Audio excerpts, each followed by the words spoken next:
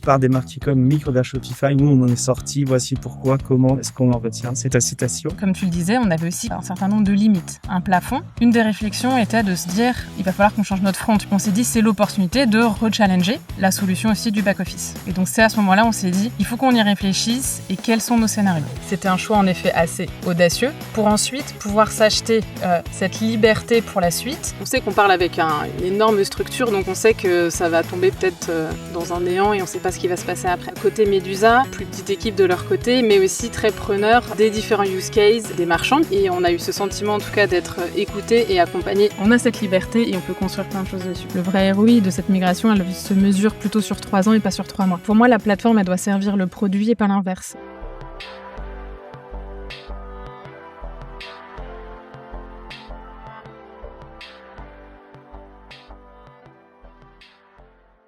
L'e-com Day est sponsorisé par Reversia et j'ai le plaisir d'avoir son fondateur. Salut Anatole. Salut Greg. Est-ce que tu peux nous pitcher ta solution ? Carrément. Écoute, Reversia, c'est simple. C'est une solution qui va te permettre de traduire ton e-commerce dans plus de 110 langues de manière automatique. Donc, on va aller récupérer l'intégralité de ta boutique et on va aller la traduire avec Claude automatiquement pour toi. Donc, ça veut dire que dès que tu vas créer un contenu ou modifier un contenu, on va le détecter et le traduire dans la foulée. Tu vas pouvoir appliquer des règles glossaires, donc des prompts pour donner des consignes à l'IA pour lui dire je veux que tu traduises de telle manière, je veux que tu améliores de telle manière, etc. Et aussi, par exemple, décider de ne pas traduire certains contenus. Tu vas pouvoir piloter l'intégralité de ta traduction en quelques clics. Merci encore de sponsoriser l'e-com Day et on envoie la suite de la vidéo.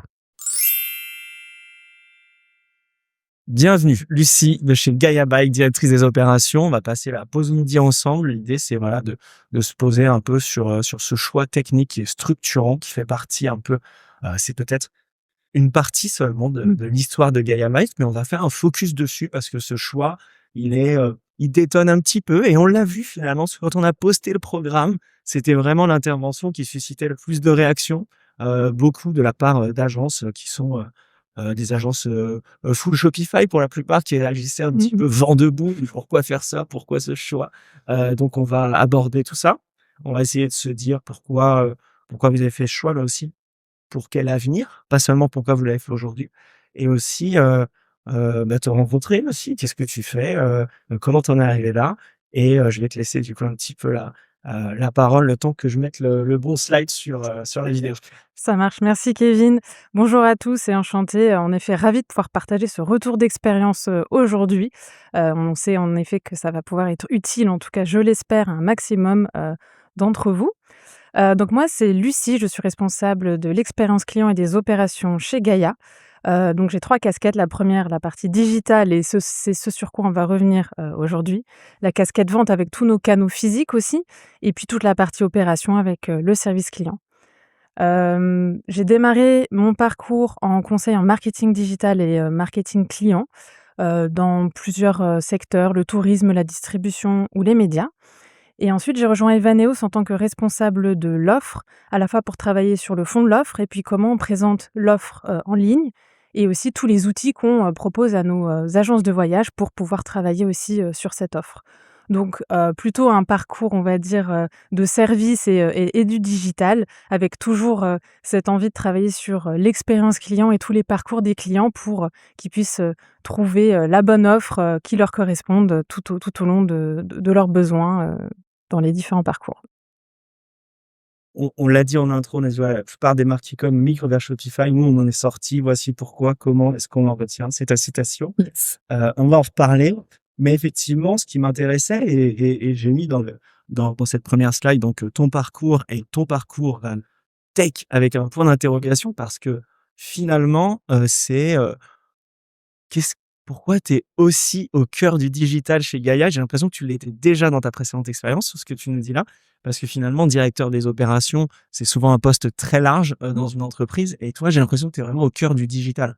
Exactement. Moi, ce qui est intéressant et ce que j'aime beaucoup dans ce que je fais au quotidien chez Gaïa, c'est que j'ai vraiment une vue 360, des clients, de leur première, envie d'aller acheter et découvrir, les vélos, jusqu'au moment où ils vont aller sur notre site, en boutique et puis ensuite après, les accompagner sur leur cycle d'achat et du coup avec leur vie du vélo, toutes les questions qu'ils vont avoir sur, l'entretien, la réparation, de leur vélo.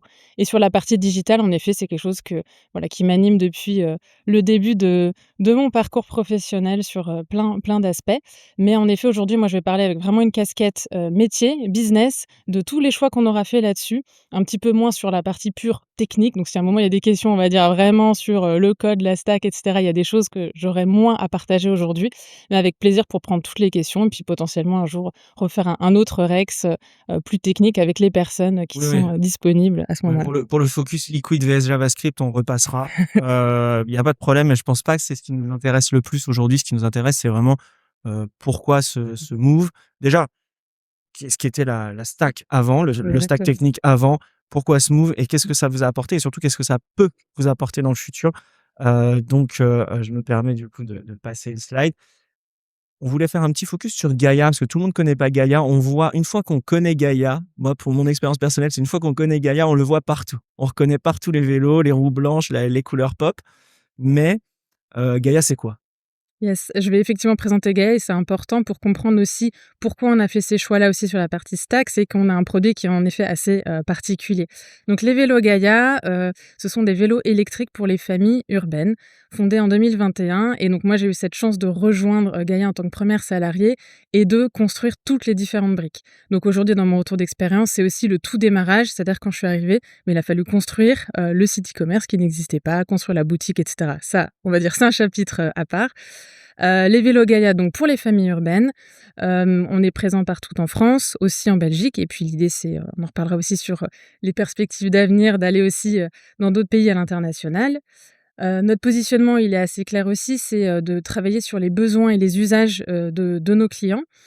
Et du coup, on propose des vélos qui sont, avec des éléments de sécurité, de confort et de modularité qui sont vraiment très forts, avec des éléments de personnalisation pour répondre au plus proche, du besoin des utilisateurs, que ça soit dans la conception du vélo, mais du coup aussi dans l'expérience et ça, c'est assez important dans notre échange aujourd'hui, sur notre site et du coup tout ce qu'on va pouvoir proposer, en personnalisation et puis aussi sur la partie des services. J'ai entendu en préparant cet échange, heu, il roule en Gaïa. Il a un Gaïa, plutôt qu'un vélo et là, tu me parles beaucoup d'expérience, d'image, de vraiment d'avoir quelque chose de fort autour de ça. Est-ce que c'est ça l'ADN de Gaïa finalement?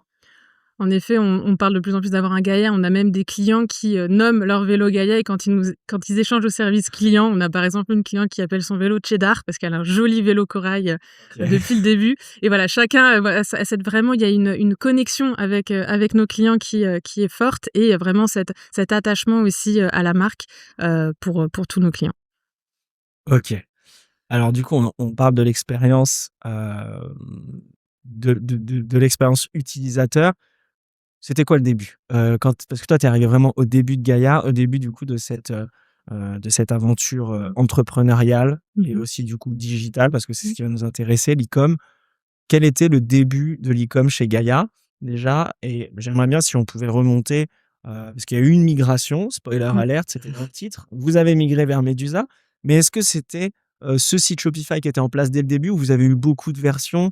Qu'est-ce que vous avez vécu en fait, durant ces années? Exactement. On a démarré du coup avec, Shopify, lancé du coup en mai 2022. C'était un choix qui était tout à fait pertinent pour démarrer, vite, qui est une stack effectivement, on le sait, un très beau, très belle brique à la fois pour le back office et pour le front qui nous a permis du coup de démarrer vite. Heu Ce qu'il en est, c'est que du coup donc, dès le démarrage par contre, on a dû créer 2 briques à part qui n'étaient pas dans Shopify puisque comme je le disais, notre produit, il est assez particulier. Heu, il faut le configurer, il est très modulaire, il y a des kits, des accessoires, il y a des timings de livraison qui sont différents en fonction de si on achète l'accessoire avec le vélo, sans le vélo et cetera. Et donc dès le départ, on a fait 2 briques, en dehors de Shopify qui sont la brique de réservation des essais et la brique du configurateur de nos vélos. Donc dès le début, on ne pouvait pas les gérer nativement avec Shopify et du coup, on avait à la fois cette brique Shopify qui était live, mais en plus, on avait consolider ça avec des éléments qu'on avait personnalisés. OK et donc du coup, là-dessus, ça a été vraiment dès le début, le temps de développement pour ce type de projet, en fait? Parce que vous vous êtes lancés finalement, c'était quoi? C'était du Kickstarter, de ce genre de méthode de vente et ensuite Mmh. vous avez basculé sur Shopify. Combien de temps vous avez mis pour sortir ce 1er configurateur?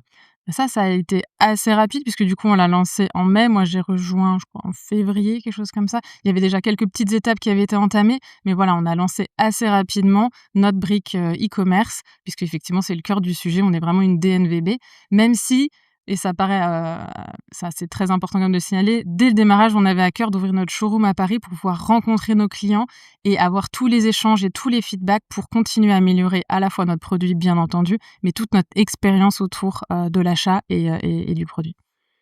Je fais une parenthèse du coup, mais quand on lance un vélo, c'est très product, c'est très Mmh. tech, c'est quel est le combien de versions vous faites pour un vélo? Quelle est la part d'innovation dans le produit finalement et la part d'amélioration continue? Parce que finalement, voilà, on fait une analogie avec le développement, mais c'est facile d'être en développement avec de l'amélioration continue et du déploiement continu.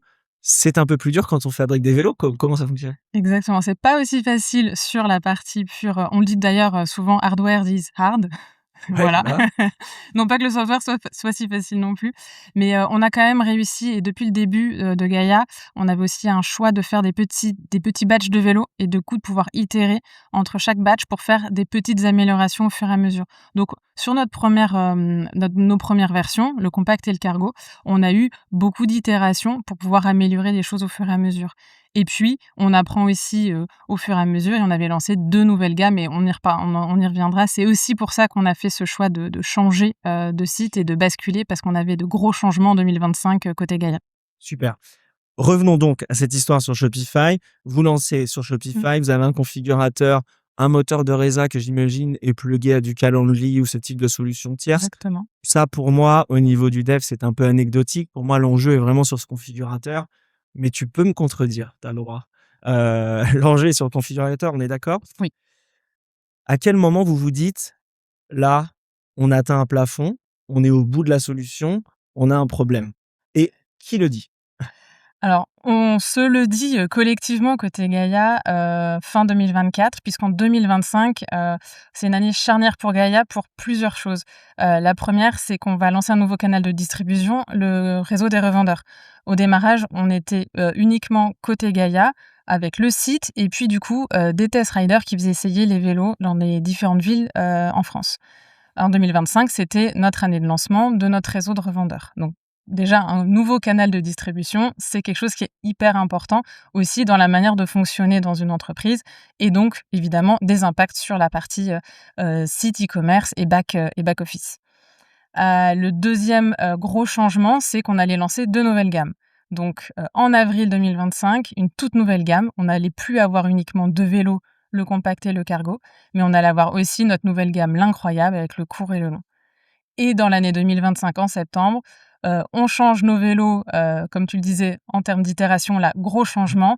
Notre compact et notre cargo sont remplacés par la nouvelle gamme, l'original, le court et le long. Donc, des lancements de produits et des nouveaux canaux, ça fait qu'en effet, on s'est dit: «Là, il y a quelque chose à réfléchir clairement», puisque de toute façon, nos parcours sur le site vont devoir changer. Et comme tu le disais, on avait aussi un certain nombre de limites. Un plafond qu'on avait atteint aussi à ce moment-là, nos performances notamment, sur le site avec des impacts SEO qui étaient forts, on plafonnait à ce niveau-là. Donc une des réflexions était de se dire, «Il va falloir qu'on change notre front puisque là, il va falloir refaire quelque chose, il y a des problèmes de performance, on a des nouveaux canaux à adresser et des nouveaux vélos». La question s'est posée de se dire, vu qu'on a aussi, des contraintes fortes aujourd'hui dans notre back office puisqu'on a un métier quand même qui est très spécifique, j'ajoute un article dans un panier, il part à l'entrepôt, il est livré et la boucle est bouclée. Il y a beaucoup plus de complexité derrière. On s'est dit: «C'est l'opportunité de rechallenger la solution aussi du back office» et donc c'est à ce moment-là, on s'est dit: «Il faut qu'on y réfléchisse et quels sont nos scénarios?» OK et donc vous arrivez à cette étape-là. Quels sont les scénarios possibles? Comment vous faites? Comment vous fonctionnez? Parce que je pense que beaucoup de personnes qui nous écoutent peuvent être face à ce type de problématique, de se dire: «Est-ce que je suis sur la bonne, plateforme? Ou est-ce que finalement, je me pose pas les bonnes questions ou j'aborde pas les problèmes de la bonne façon. À quel moment tu te dis, on remet en jeu la plateforme et quel est le processus de réflexion? Alors, en effet, dans ces cas-là, on s'est dit, on a atterri, on a regardé un peu ce qui pouvait être possible d'un point de vue technique, aussi d'un point de vue deadline, puisqu'on avait des deadlines assez fortes. Et il y avait 2 options qui sont ouvertes à nous après, c'est de se dire, on change le front, on reste sur Shopify en back, ou alors on change du tout au tout. Et là, la solution Medusa est venue sur la table et on a pesé le pour et le contre. On y reviendra aussi pas mal à la fin, mais c'était un choix en effet assez audacieux, très audacieux même sur cette période, mais de se dire on y croit et on va investir pour le futur. Donc c'est de se dire, on met un petit peu plus là aujourd'hui d'efforts, que ça soit de budget, de temps, et cetera, sur ce projet, pour ensuite pouvoir s'acheter cette liberté pour la suite. Liberté qui aujourd'hui n'est pas encore, il y a encore beaucoup de choses devant nous. On a encore plein de choses qu'on va pouvoir construire et c'est ça qui est assez enthousiasmant dans le sujet. Voilà, on s'est posé ces 2 scénarios et on a arbitré sur faisons ce pari, faisons ce choix assez audacieux. On y va, on y croit pour le futur. Ne pas penser qu'au court terme, mais aller un cran plus loin. Yes, bah, tu as fait la transition du coup vers la slide suivante puisque du coup voilà pour nous, pour Shopify tu nous as tout dit, c'est bon, pour toi c'était vraiment ça le message que tu voulais nous adresser quelque part, nous dire voilà, toi tu étais arrivé au plafond par rapport à ces configurations. À un moment tu te disais: «Je suis limité dans mes possibilités, mais aussi, dans cette souplesse, que je souhaite avoir». À partir de là, pourquoi Medusa? Pourquoi? Heu comment vous avez fonctionné aussi pareil pour prendre cette décision de Medusa? Quitter Shopify, Ouais, c'est la première partie de oui, la décision, mais la exactement. deuxième partie de la décision, elle arrive comment? La deuxième partie, c'était de se dire que, le critère décisif, c'était cette liberté et cette flexibilité au long terme. J'insiste sur le au long terme parce qu'effectivement, c'est un investissement, un vrai investissement. Ce qui nous a aussi motivés, c'était de se dire que c'est une techno donc open source, qu'on n'était pas cette liberté aussi, on va dire d'un point de vue financier, hein. Il y a un vrai sujet aussi là-dessus du coup, d'avoir quelque chose open source et de plus être dépendant de cette partie-là. Et puis aussi avec une communauté active sur la partie du type de code qui nous permettait de se dire qu'en effet on part pas dans un chemin aussi hyper étroit où dans un an, on se dit: «OK, il y a plus personne pour nous accompagner parce que personne ne connaît ce type de code et on saura pas construire les briques par-dessus». Donc voilà, on s'est acheté vraiment cette flexibilité long terme, en basculant sur Medusa. OK, mais pour vous du coup Medusa c'est un CMS qui a de l'avenir, c'est dans ce sens-là que vous avez, pris cette décision. Ça fait sens pour moi effectivement, ayant pas mal discuté avec, des devs qui bossent dessus, ça fait sens. Ça a de l'avenir. Mais le présent, quand vous avez commencé Mmh. dessus, est-ce que il y a forcément eu Shopify, il y a plein d'apps, l'écosystème est très actif, en termes d'apps, d'extensions. Il y a des nouvelles features qui sont droppées tous les 6 mois. Bon, la plupart existent à moitié déjà ou sont, pas totalement finies, mais ça drop des features sans cesse. À quel moment, tu te dis: «Bah, voilà, Medusa, ça va être acceptable pour les équipes» et comment ça a été aussi, intégré par les équipes, en fait? Comment, tu viens parce que toi, tu as une vision vraiment à 3 ans, j'imagine, ou à 5 ans et comment, tu embarques les équipes aussi là-dessus? C'est ça ma question. L'idée, c'était de se dire aussi que, Medusa, globalement, avait les mêmes features que Shopify. On y reviendra, à part une au tout démarrage qui nous a bloqués et on y revient juste après. Mais les mêmes features, mais que du coup, après, on allait pouvoir faire du custom par-dessus. Et c'est vraiment ça qui nous a, motivés, encore une fois, dans ce choix, de pouvoir adapter à nos process, à nos modes de fonctionnement pour la suite. Comment ça s'est passé, concrètement? On a pris la décision en novembre 2024. On a travaillé sur, une succession de sprints de manière, assez classique, pour pouvoir ensuite, déployer, pour avoir iso-fonctionnalité par rapport à notre Shopify mais être capable d'intégrer évidemment dès le démarrage, le plus important, c'était la partie, du nouveau vélo, la nouvelle gamme. En retravaillant de base les parcours, et en faisant tester aussi, très rapidement avec des users, vu qu'en plus on a la boutique, que tout le monde est à côté. On a un côté assez chouette aussi de prendre des retours, là-dessus pour aller quand même très vite. Parce qu'on avait quand même, cette contrainte-là, d'aller vite aussi. pour pouvoir lancer avant notre nouveau vélo. Oui, parce que ta gamme, allait sortir Oui. et pour vous, elle sortait pas sur Shopify? Pour nous, elle sortait pas sur Shopify, mais par contre, on était réalistes. C'est-à-dire que dès le démarrage, on a fait, notre planning, on a fait: «OK, là, c'est si la route, elle est, toute droite, c'est nickel, ça passe, on y va». Mais, comme on avait une hard deadline d'un point de vue business pour sortir notre nouveau vélo, on s'est dit: «On a un moment où il va falloir se reparler en disant si jamais il y a eu un moment, une petite déviation ou quelque chose, il faut qu'on se reparle pour voir comment on pourrait adapter». Et donc on avait déjà anticipé si jamais il y avait besoin et disclaimer, on a eu besoin de lancer le nouveau vélo sur Shopify. Heu, il y a eu un tout petit peu d'ajustement côté technique et puis pas mal de saisies aussi de mon côté d'un point de vue édito pour lancer le nouveau vélo. Et donc on l'a lancé sur Shopify, 3 semaines avant le lancement, on a fait: «On OK. pose les crayons, on fait ce qui est nécessaire sur Shopify, on lance le vélo et on finalise». On parle souvent de priorisation, de, comment on vient arbitrer. Moi, j'entends souvent dire business first. Est-ce que vous avez fonctionné comme ça? Comment vous avez fait pour se dire à un moment, voilà, le MVP, il est prêt ou alors il est pas prêt, on lance sur Shopify?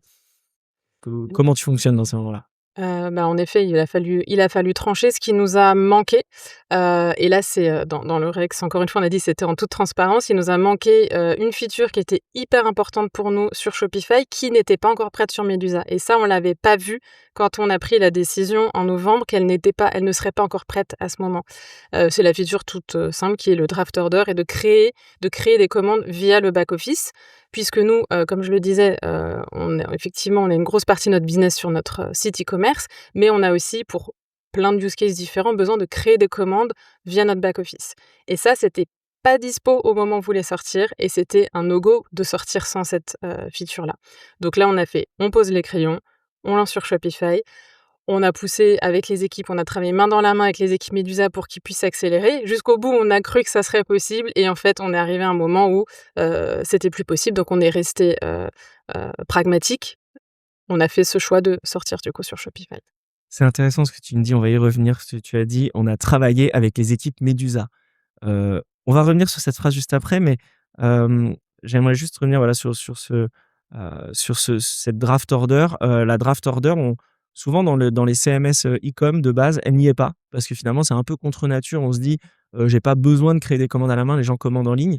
Vous, dans votre cas, euh, aussi pour combler peut-être une logique d'omnicanalité, parce que finalement, c'est comme ça, je pense que vous le gérez. Mais dis-nous en plus sur ça. À quoi ça te sert, toi, les draft orders? Parce qu'il y a beaucoup de clients que j'accompagne qui découvrent les modules de draft order, quel que soit le CMS, et les possibilités finalement de hack et de twist, puisqu'on peut envoyer des paniers pré-remplis, on peut prendre des numéros, on peut faire des paiements au téléphone en envoyant un lien, on peut faire plein de trucs. Vous, vous en servez comment? Alors, plusieurs use cases. Un premier des use cases qui va pouvoir être même en boutique quand quelqu'un veut faire une partie du paiement, avec une carte et une partie avec une autre carte pour faire des doubles paiements. On va pouvoir du coup les collecter, de manière différente et puis du coup valider la commande comme un draft order. On a aussi des partenaires avec qui, au démarrage quand on n'a pas forcément de connexion, API, même avec Shopify, pour pouvoir avoir les déversements des commandes chez nous et donc du coup, on va les ressaisir à la main chez nous. Donc ça, c'est des choses aussi qui existaient depuis le démarrage et puis comme je le disais, à partir de janvier, on a ouvert aussi, les différents canaux avec aussi nos revendeurs et donc là, les revendeurs nous passaient des commandes au démarrage par email avec un bon de commande et donc c'était à nous de les saisir dans notre back office. Tu as dit 2 choses, du coup, on va revenir d'abord dans l'ordre, c'est cool, on fait des apartés parce que c'est un échange riche. Merci à toi. Premièrement, tu as dit que tu travaillais main dans la main avec Medusa. On va y revenir tout de suite et après on va refaire une digression sur l'API. Certains outils, certains fournisseurs ne sont pas interfacés avec Shopify et j'aimerais, avoir ton regard sur est-ce que c'est pas un handicap de choisir, une solution comme Medusa où les solutions vont mettre un peu plus de temps à s'interfacer ou est-ce que finalement c'est souple et vous faites l'interfaçage de votre côté? Premièrement, Mais dis ça. comment tu bosses main dans la main avec Medusa? Parce que souvent, c'est un pain que j'entends, chez les clients que j'accompagne, c'est Shopify, on peut pas leur parler, j'ai une galère, personne répond. Voilà, on sait qu'il y a un support Shopify qui est potentiellement accessible, mais toi, est-ce que c'était un pain que tu avais chez Shopify de pouvoir parler à personne et de pas être assisté? Ou peut-être pas? Et comment, Medusa, t'apporte un plus là-dessus? Si c'est le cas. Côté Shopify, ça a été à plusieurs reprises, en effet, des pains aussi, de se dire qu'on aimerait faire autrement, de pas forcément avoir toujours les bons retours et cetera. Il y a des moments sur certaines questions, le support a été top aussi, hein. Mais en effet, on a parfois eu enfin, ça reste quelque chose on sait qu'on parle avec une énorme structure, donc nous, on arrive, entre guillemets, à ce moment-là: «Petit Gaïa, j'ai une question». Ça va dans un flow, d'énormes questions avec plein d'autres gens. Donc on sait que ça va tomber peut-être, dans un néant et on sait pas ce qui va se passer après. Côté Medusa, plus petite équipe de leur côté, mais aussi très preneur, des différents use cases, des marchands, puisqu'on est, en tout cas en France, je pense qu'on était le premier ou le deuxième à se lancer du coup avec eux. C'est courageux. Encore une fois, c'était audacieux. Audacieux, courageux aussi. Et donc du coup, ils étaient aussi assez présents pour comprendre aussi, nos besoins et quand on leur a dit: «Bah, nous voilà, on a besoin de lancer à tel moment, est-ce que vous pouvez nous aider sur les draft orders?» Ils ont mis ça en priorité et on a eu ce sentiment en tout cas d'être, écoutés et accompagnés. Certes, ça n'a pas abouti comme on le souhaitait initialement, mais en tout cas, ils ont vraiment été présents pour pouvoir, nous aider, sur cette partie. OK, du coup, pour faire un petit focus là-dessus, tu as des échanges avec Medusa, donc même si on est sur de l'open source, mais on peut le considérer comme un éditeur et tu as des échanges aussi avec ton agence. Comment vous faites pour savoir à quel moment, l'agence ou tes développeurs intervient, pour faire du custom et à quel moment, la fonctionnalité va être poussée en natif? Est-ce que là-dessus, Medusa vient dans la boucle? Comment tu fonctionnes? Exactement, bah, du coup, encore lundi, je refaisais un point avec Medusa où je leur remontrais un petit peu là, voilà, où on en est, encore une fois la liberté, heu, pour aller encore plus loin, encore à venir, en leur disant: «Voilà, on a encore un certain nombre, de pain, qu'est-ce qu'on est capable de faire ou pas?» Une certaine partie, ils ont dit: «OK, super, je vais revoir en interne ce qu'on est capable de faire» et d'autres, c'est: «Bah, ça, c'est pas quelque chose a priori qu'on va sortir, qu'on va modifier pour tous les clients parce que vous avez l'air d'être un peu le seul à vouloir ci, ça». Par contre, ils nous accompagnent en disant: vous pouvez le faire de votre côté et voilà la manière de le faire et du coup, ils vont accompagner effectivement, notre agence en pas à pas pour, développer, nos besoins. En termes de coûts? Parce que là, du coup, on parle d'accompagnement, on parle d'assistance et ça, généralement, dans notre métier, ça a un coût. C'est tout inclus Medusa? Ça marche comment pour vous, en tout cas, hein? Parce que il y a Oui. forcément plusieurs modèles. Doit y avoir une version, on-premise qu'on héberge, doit y avoir une version SaaS. Comment ça fonctionne pour vous? Exactement, il y a soit effectivement, il peut y avoir une version 100 gratuite et on prend le code, qui est, en open source. Nous, on a fait quand même le choix de prendre le cloud, avec eux et leur un certain accompagnement derrière aussi avec une licence. Ça reste beaucoup plus, faible que, les coûts de structure qu'on pouvait avoir initialement avec un Shopify. Mais en effet, on a quand même une petite licence avec eux pour, avoir, quelques features qui sont dédiées, et puis avoir le support aussi de leur côté. OK, donc effectivement, c'est un choix d'entreprise stratégique, on imagine.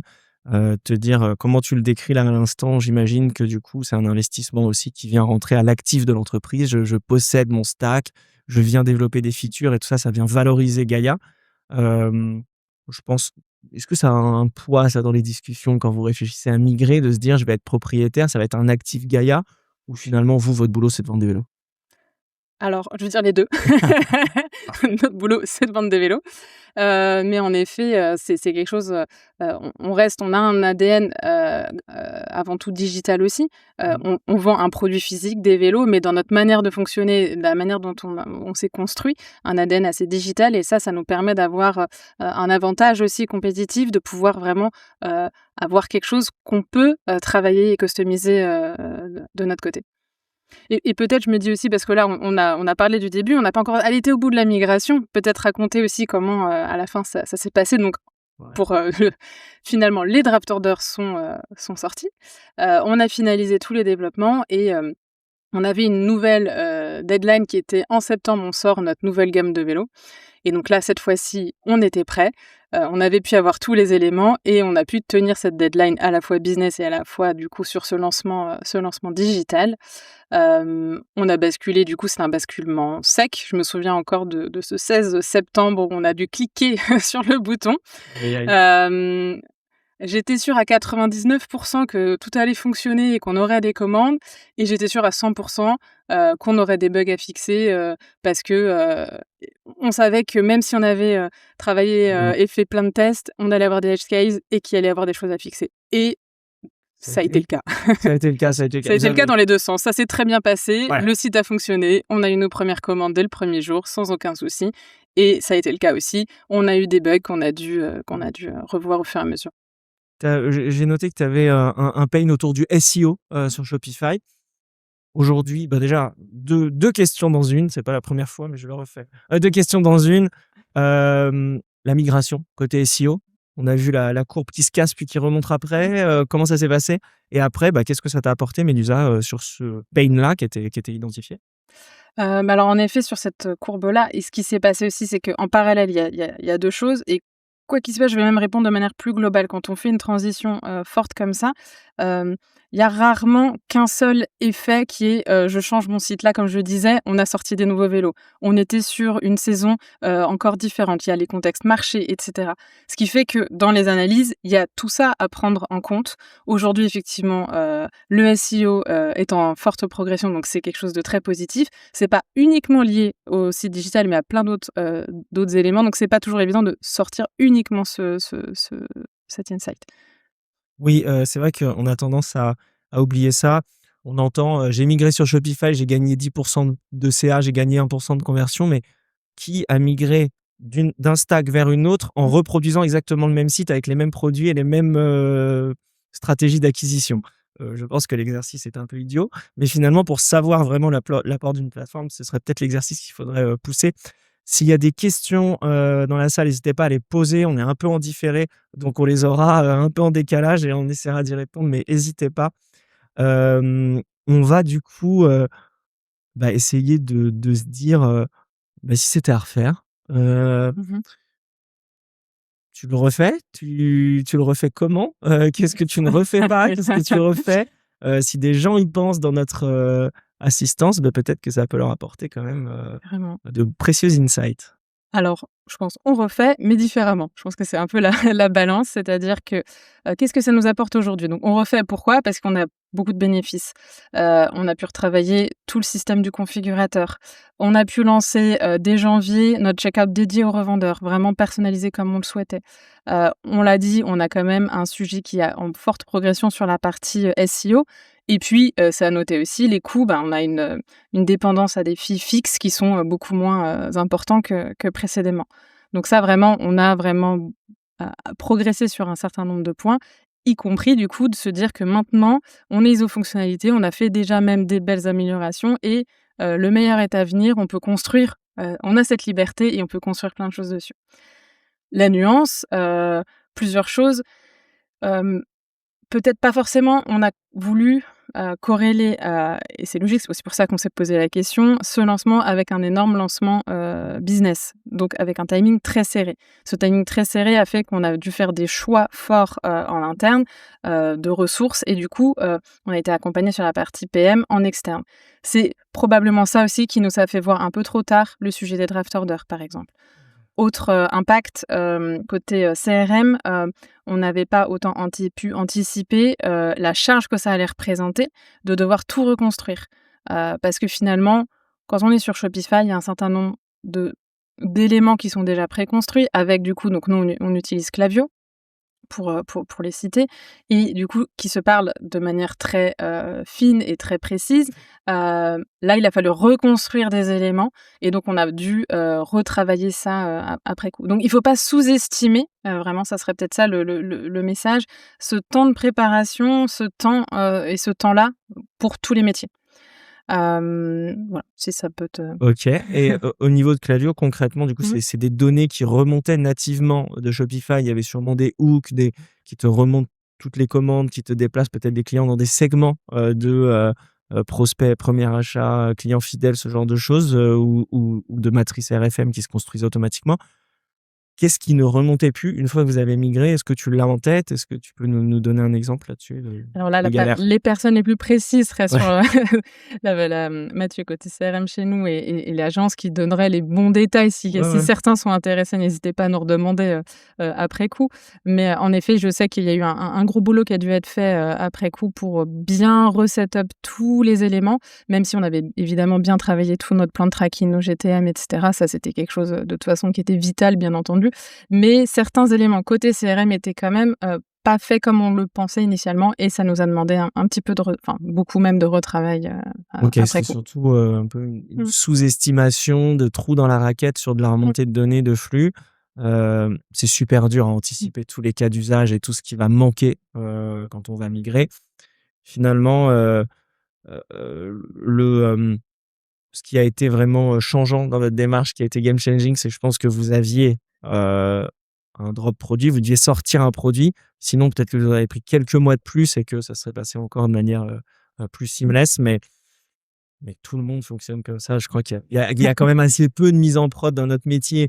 Tout le monde est prêt, tous les métiers sont prêts de l'entreprise. C'est normal. Donc, c'est OK. Donc, si c'est à refaire, tu le fais. Je le On est referai. bien d'accord. Qu'est-ce que tu retires aussi de cette expérience? Quel est pour toi vraiment le, le gain? Demain, quelqu'un se pose la question de migrer. Qu'est-ce qu'il va gagner? Moi, ce que je pense peut-être pour donner, trois conseils, pour conclure, c'est pour moi, la plateforme, elle doit servir le produit et pas l'inverse. Donc si aujourd'hui, vous constamment contournez votre, stack, c'est peut-être un signal de se dire qu'il faut changer, la manière de fonctionner. Ça, c'est un premier point. Un deuxième point, c'est en effet de bien anticiper, préparer, cette migration, au global. Ça paraît évident, mais du coup, de peut-être faire le choix du bon moment pour faire cette migration. Et le troisième point sur, en tout cas, cette migration Shopify, c'est que le vrai ROI de cette migration, elle se mesure plutôt sur 3 ans et pas sur 3 mois. C'est-à-dire qu'il faut se laisser, cette place à cette patience, pour construire l'avenir et en tout cas, c'est un vrai choix stratégique, de migration. C'est pas quelque chose c'est pas un quick win du tout, il faut vraiment se poser, sur le long terme. OK, et vous avez, des points d'étape, vous vous donnez, des temps où vous avez des objectifs, des milestones que vous êtes fixés par rapport à ça? Ou finalement vous faites un regard dans le rétroviseur tous les 3 mois, vous vous dites: «Bon, bah, là, ça a progressé, on a réussi à faire ça, on n'aurait pas pu le faire avant». Comment vous fonctionnez là-dessus? Alors, en effet, on a déjà, plein de choses qu'on a pu mettre en place qu'on n'avait pas pu faire, initialement et puis, du coup, c'est aussi se dire sur l'avenir, des développements comme, on le disait, pour pouvoir travailler sur, par exemple, l'international qui va pouvoir, être quelque chose qu'on va pouvoir travailler, par la suite. Donc ça, c'est aussi des choses on a des briques qui arrivent, qui sont assez fortes et puis, même à plus court terme, on est en train de mettre en place aussi, un nouveau, modèle de distribution avec de la location et donc ça, c'est vraiment dans les bacs de manière vraiment plus court terme qu'on est en train de développer. Donc on continue à construire l'avenir, étape par étape avec toujours aussi cette idée de continuer à améliorer aussi tous nos parcours. Ça, c'est en trame, au fil de l'eau et quelques grosses briques qui continuent à se plugger du coup sur cette roadmap. Top. Pour conclure, du coup, finalement, tu t'es présentée en COO, directrice des opérations, mais je t'ai dit, tu es au cœur de la tech et tu nous as dit, la tech doit être au service du reste. C'est souvent ce que je dis, quand je collabore avec, des marques qui font de l'e-com. Il faut pas oublier que la tech, ça doit servir le reste, ça doit servir le business et donc finalement, est-ce que c'est pas pour ça que la COO gère aussi la tech?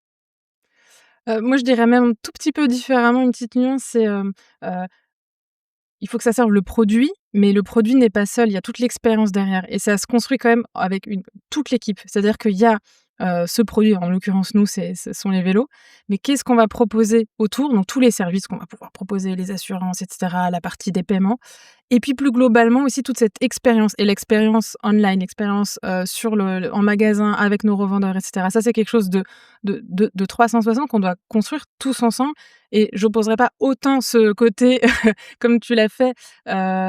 Pour moi, c'est tous ensemble et là, j'en profite pour remercier Lucas, Arthur, Théo, Rui et Jonathan avec qui, j'ai énormément bossé du coup et qui ont bossé sur ce sujet-là, pour mettre en prod Medusa donc voilà, je tiens aussi évidemment à les remercier, personnellement. T'as raison, on l'oublie souvent. Et ben merci, Lucie de cette intervention. Si vous avez des questions, n'hésitez pas à lui envoyer, sur LinkedIn. Vous avez directement son lien sur notre site Ecomday. On va faire une petite pause midi et on revient à 14h. Je reprends le programme pour pas dire de bêtises. On va parler SEO, on va auditer des sites, directement avec Marilou et Kate de Flair Agency. Ça va être très pragmatique, très pratique, très concret. On va bien se marrer. Merci Lucie et à Merci bientôt. Kevin.